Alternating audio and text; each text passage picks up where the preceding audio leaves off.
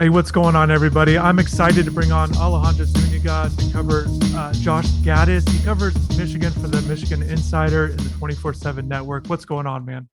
Hey, it's going great. It looks a lot warmer where you are than where I am, and a lot warmer where Josh Gattis is about to be. Yeah, it's usually the case, right?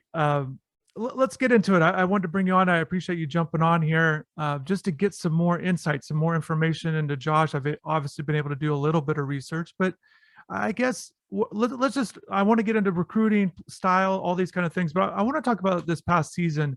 Michigan's offense certainly much better than it had been the last couple of years. Where do you point to in terms of with Gaddis's imprint on this offense? You know, how much credit does he deserve for this increase in production there?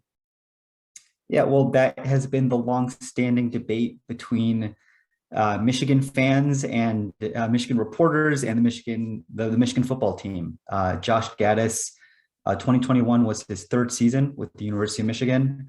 I think if you look back to 2019, you'll see some growing pains that turned into a very solid second half of the season.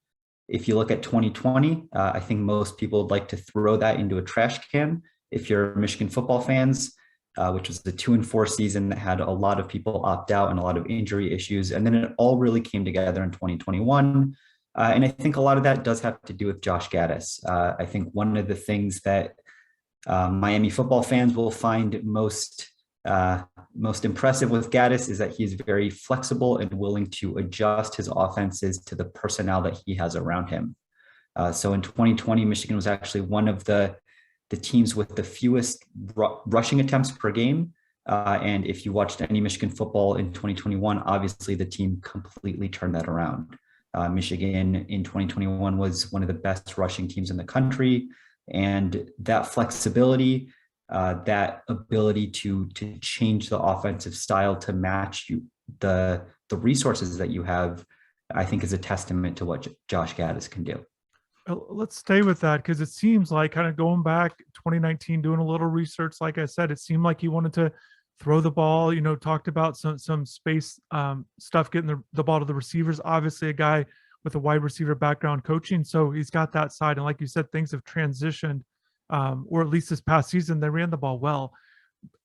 Where does that kind of come from, you think? And what do you remember when he first arrived, of what he wanted to do? And what was that transition like to get to this past season, to have the success that they're able to have on offense? Again, Michigan, one of three schools in the country with 3,000 rushing yards, 3,000 passing.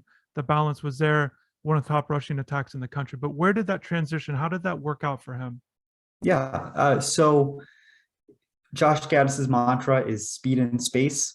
And I think if you just hear that, you think what that means is that Michigan's going to be, or Josh Gattis offense, excuse me, is going to be fully spread, fully, zone schemes, getting balls to its receivers, spraying the ball downfield and air raid sort of thing. I think that's what a lot of people expected when Gattis came to Michigan in 2019.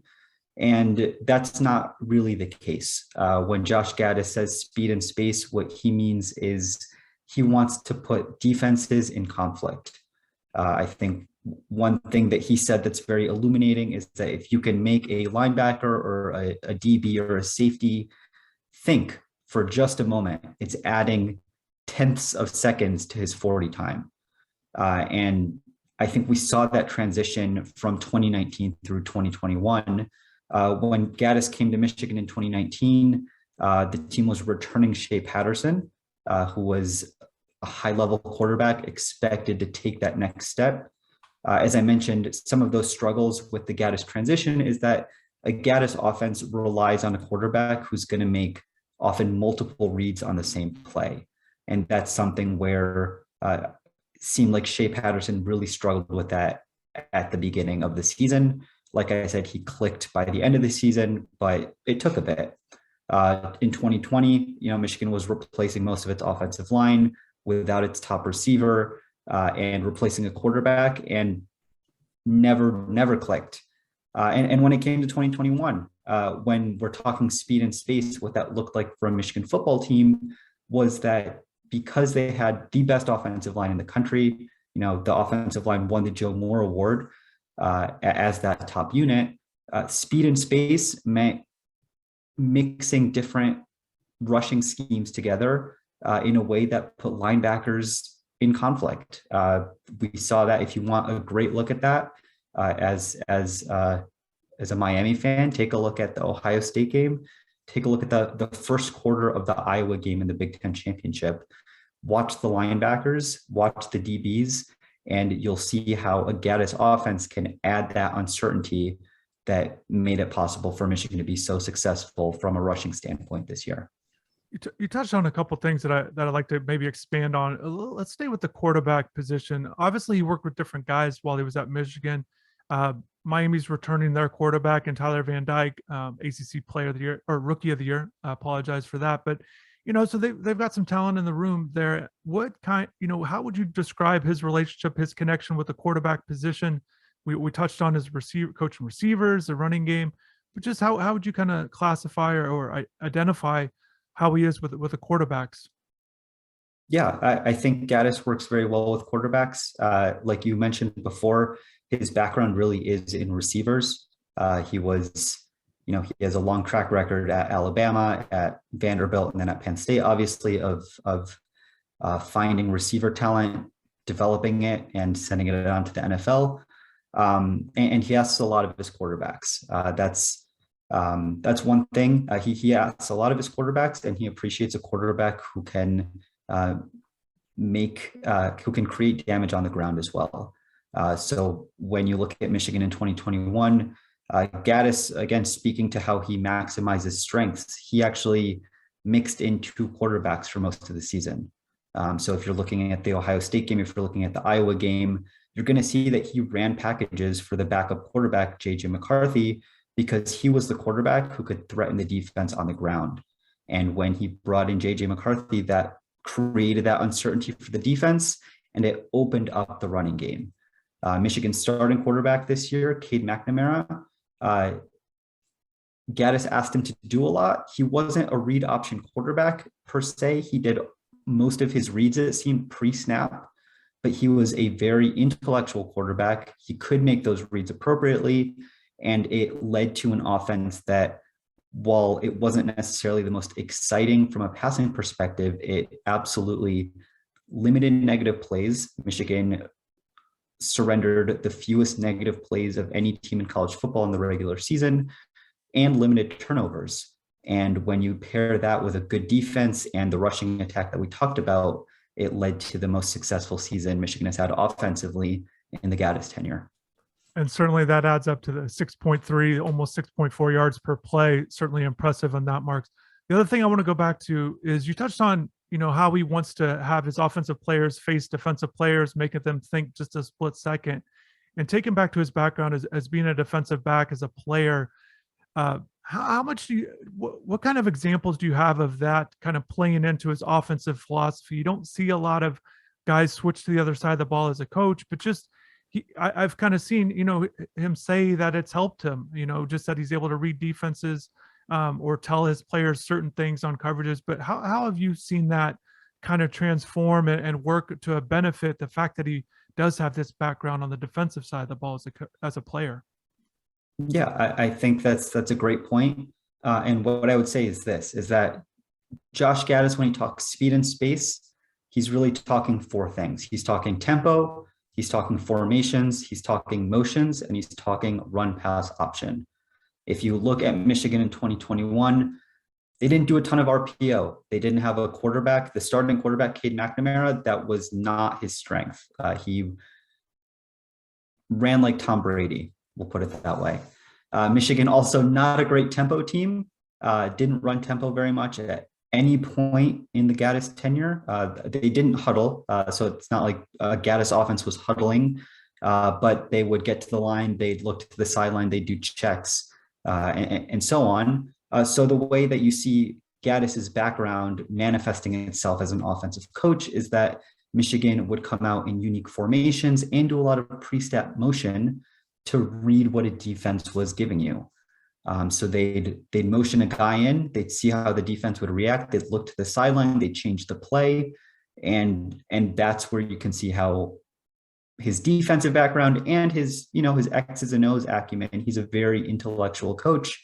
And that's where you saw that play out, is that Michigan was able to create mismatches based on the formations and based on the pre-snap motion.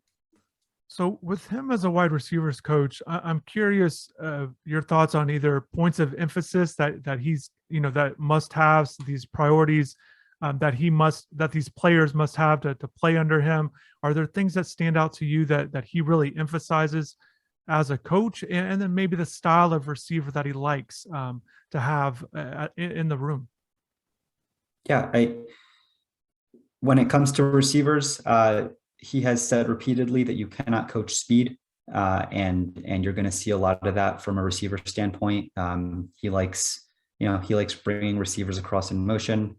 He likes, putting a receiver in the background or in the backfield, sending him out.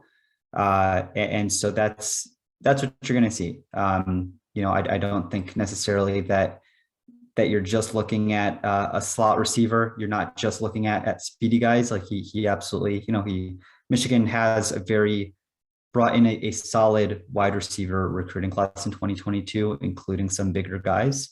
And one of the things that Gattis emphasizes in his offense is the ability to create explosive plays. And one of the ways he does that is by making sure he takes his shots downfield. So he absolutely values a large receiver.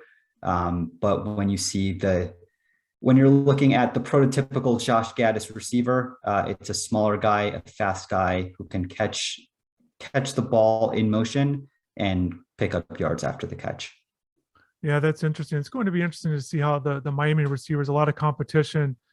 They're coming in. They've got a lot of guys essentially fighting for spots, kind of younger guys. They also bring in the transfer, Frank Ladson from Clemson, looking to have one of those breakout years. So it'll be interesting to see how he works with them.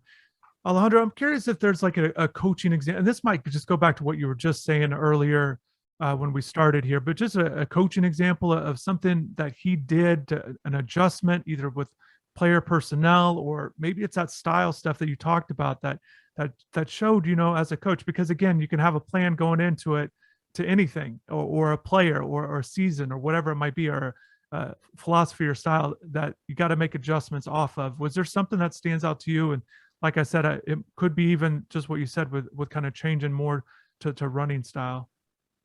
Yeah, I think if you want to see examples of that, again, I would look at the Ohio State game from last year, and specifically the first quarter of the Iowa game in the Big Ten championship. I want to point at the Big Ten championship specifically. Michigan throughout the year was carried very, very heavily by their lead running back, Hassan Haskins. He is a bruising running back. He is your prototypical Big Ten running back who can bowl some guys over. As we got toward the end of the season, you saw that Gattis was mixing in a lot more of Blake Corum and then a freshman named Donovan Edwards. And Donovan Edwards, he is a faster guy, a smaller guy, but he's someone who can catch passes out of the backfield. And we saw that in the first quarter of the Iowa game, where they'd have Edwards in the backfield, swing him out and hit him for some chunks.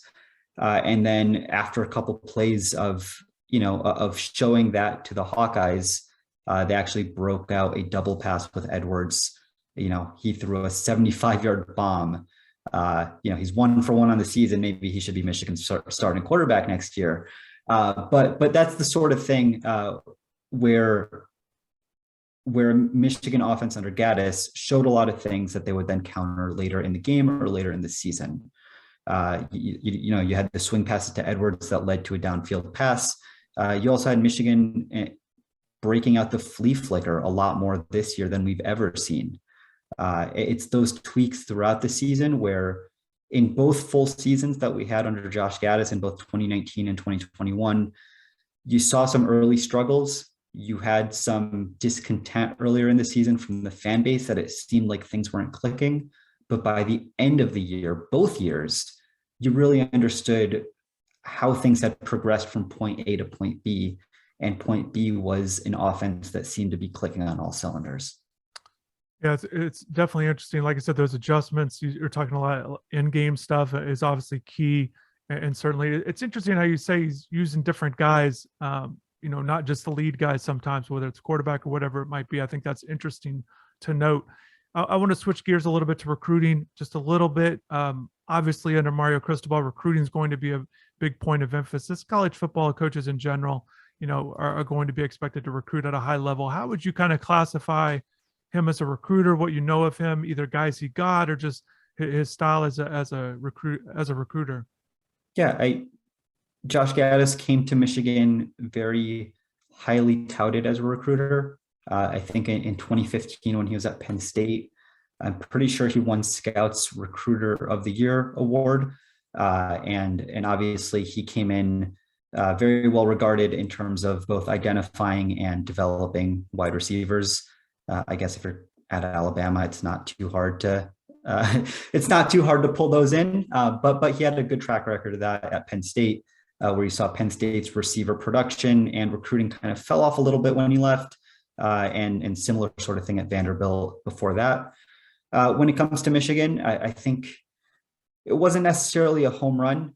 He was a very, very solid recruiter, and I think nobody would complain about the guys he got at Michigan. A couple I want to shout out. There's AJ Henning, who he got over Notre Dame. That was in 2020. And then Tyler Morris, a top 100 receiver, again, beat out Notre Dame for that. And then sort of infamous in Michigan lore, but Michigan did have Xavier Worthy, who had signed his national letter of intent and was planning on coming to Michigan before some circumstances that we're still not quite sure what those were. But he decided to opt out of that national letter of intent and has obviously been very successful at Texas. I think what you'll find from him as a recruiter is that he connects very, very well with the prospects. He's a younger coach. He is a very personable guy. He really was the face of Michigan's youth movement over the last couple of years, where he was kind of the first one of those younger up and coming coaches who was really able to connect with players and bring Michigan into the 21st century of football. And while Michigan hasn't necessarily had those huge signees from an offensive perspective that you could pinpoint right on Josh Gattis, he has been very, very solid, and I'd expect that to continue at Miami. Alejandro, this was great. I appreciate it. There's a lot to get into with Josh Gattis. There's a lot of insight in this recruiting. That was great. Obviously, the nuggets there. It's very interesting to see how things are going to work out for Gattis in Miami moving forward as Miami continues to build out its coaching staff and fill those spots. So I'll let you get going. Your time is valuable. I appreciate you taking the time to do this. Take some time to talk, provide more insight, like I said. So appreciate you, man, and we'll talk to you soon.